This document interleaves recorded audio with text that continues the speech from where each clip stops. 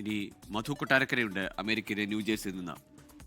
മധു, നമുക്കറിയാം ഇപ്പോൾ ഇത്തരത്തിലൊരു ആക്രമണം തുടർന്ന് 1 മാസം പിന്നിടുകയാണ്. എന്നിട്ടും അയവില്ലാതെ ഇപ്പോഴും ഓരോ ദിവസം കഴിയുന്നവരും വീണ്ടും വീണ്ടും പേടിപ്പെടുന്ന രീതിയിലുള്ള നിർദ്ദേശങ്ങൾ. അതോടൊപ്പം തന്നെ ഇന്നിതാ അമേരിക്കൻ പ്രസിഡന്റ് ഡൊണാൾഡ് ട്രംപ് തന്നെ പല രീതിയിലുള്ള ആക്രമണത്തിനുള്ള നിർദ്ദേശങ്ങൾ പറയുന്നു. അപ്പോൾ 1 മാസം പിന്നിടുമ്പോഴും അയവില്ലാതെ ഇത്തരത്തിലൊരു സംഘർഷ സാഹചര്യം തുടരുകയാണ്.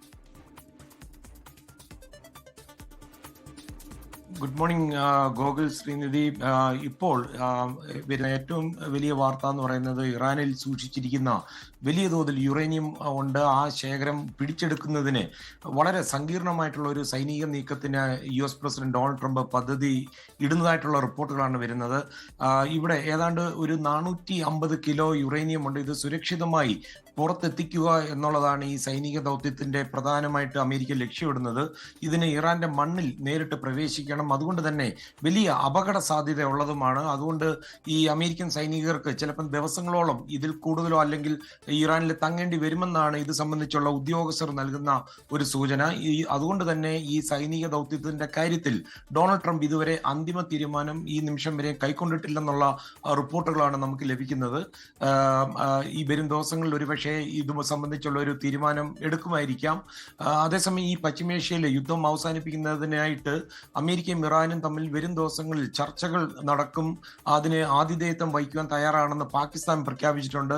നമ്മൾ കഴിഞ്ഞ ദിവസം റിപ്പോർട്ട് ചെയ്തതുപോലെ ഇസ്ലാമാബാദിൽ 4 രാജ്യങ്ങളുടെ വിദേശകാര്യ മന്ത്രിമാരുടെ യോഗം ഇന്നലെ നടന്നു. അതിനുശേഷം അവിടുത്തെ വിദേശകാര്യമന്ത്രി ഇഷാഖ് ദറാണ് ഇത് സംബന്ധിച്ചുള്ള പാകിസ്ഥാന്റെ നിലപാട് വ്യക്തമാക്കിയത്.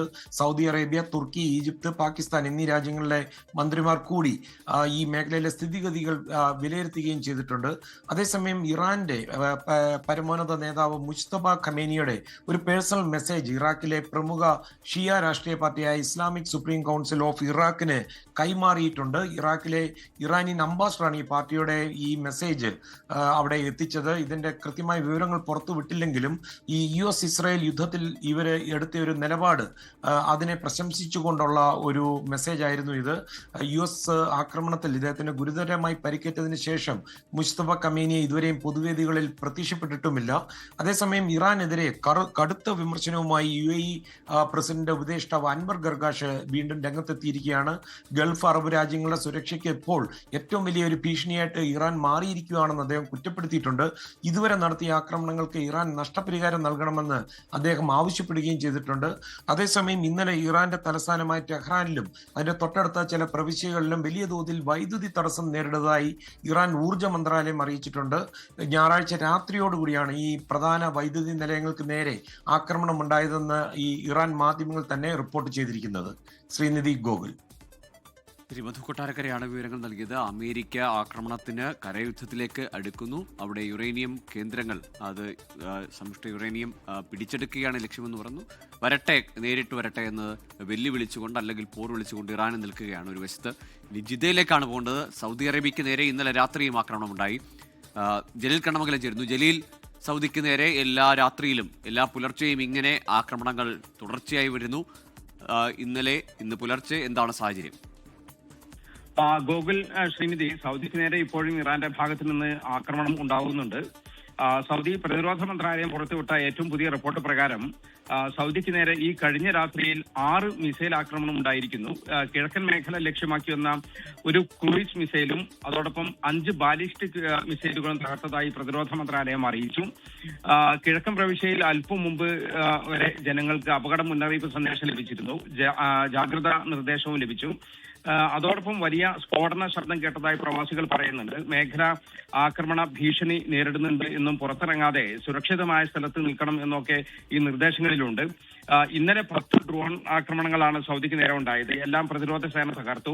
ഈ ആളപായമോ നാശനഷ്ടങ്ങളോ റിപ്പോർട്ട് ചെയ്തിട്ടില്ല. ഏതൊക്കെ ഭാഗത്താണ് ഇന്നലെ ആക്രമണങ്ങൾ നടന്നത് എന്ന് കൃത്യമായി പ്രതിരോധ മന്ത്രാലയം വെളിപ്പെടുത്തിയിട്ടില്ല. എന്നാൽ കിഴക്കൻ മേഖലയും അതോടൊപ്പം തന്നെ റിയാദ്, ഖർജ് ഉൾപ്പെടെയുള്ള മധ്യമേഖലയും ലക്ഷ്യമാക്കിയാണ് ഇപ്പോൾ പ്രധാനമായും പ്രധാനമായും ആക്രമണങ്ങളൊക്കെ ഉണ്ടാകുന്നത്.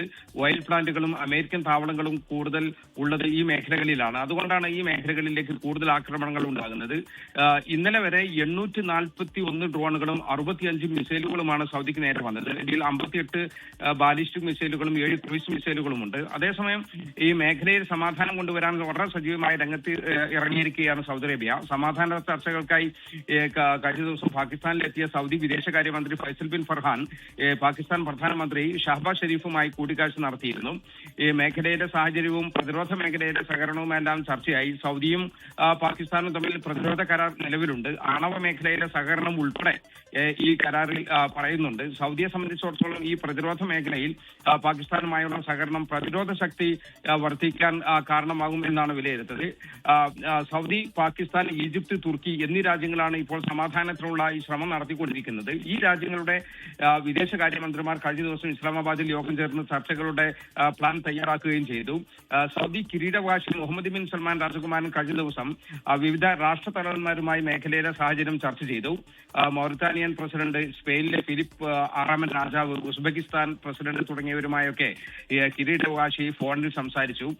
ഇതിനു പുറമെ ഗൾഫ് രാജ്യങ്ങൾക്കും അതോടൊപ്പം തന്നെ ജോർദാനും നേരെ ഇറാൻ നടത്തുന്ന ആക്രമണങ്ങളും അതിന്റെ പ്രത്യാഘാതങ്ങളും ഒക്കെ ചർച്ച ചെയ്തതായി ഗൾഫ്, റഷ്യ, ജോർദാൻ സംയുക്ത മന്ത്രിതല യോഗം ഇന്ന് നടക്കുന്നുണ്ട്.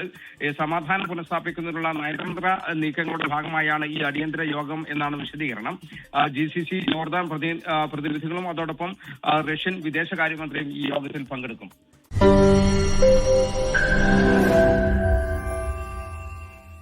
ലോകത്തെവിടെയായാലും ഏത് സമയത്തും 24 വാർത്തകളും ഓഗ്മെന്റഡ് റിയാലിറ്റി പാക്കേജുകളും എക്സ്പ്ലെയിനറുകളും വിശദമായി കാണാൻ ഞങ്ങളുടെ യൂട്യൂബ് ചാനൽ നിങ്ങൾക്ക് സബ്സ്ക്രൈബ് ചെയ്യാം.